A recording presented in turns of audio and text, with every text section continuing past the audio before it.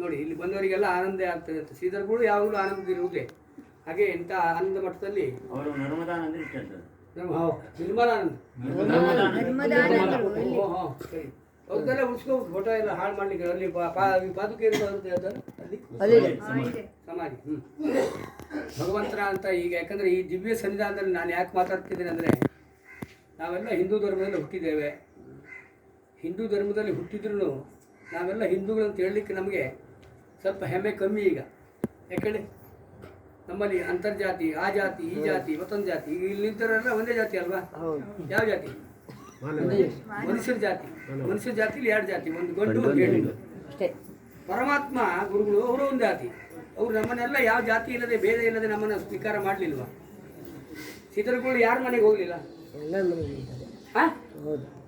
ಯಾವ ಹಣ್ಣು ತಿನ್ನಲಿಲ್ಲ? ರಾಮದೇವರು ಯಾರ ಕೊಟ್ಟು ಹಣ್ಣು ಕಚ್ಚಿ ತಿಂದ ಹಣ್ಣು ತಿನ್ನಲಿಲ್ವಾ?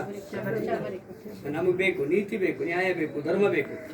ಗರ್ಭಗುಡಿಯಲ್ಲಿ ಮಾತ್ರ ಅರ್ಚಕ ಹೋಗ್ಬೇಕಾಗ್ತದೆ, ಎಲ್ಲದಕ್ಕೂ ಅರ್ಚಕ ಹೋಗಕ್ಕಾಗಲಿಲ್ಲ. ಯಾಕೆ? ತಾಯಿ ಅಲ್ವ ನೀವು?